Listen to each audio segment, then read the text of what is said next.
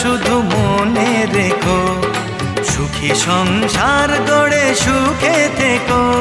এ ঘর দুয়ার সব শূন্য করে যেতে হবে তোমাকে স্বামীর ঘরে। সাত ভাগে বন্দি হবে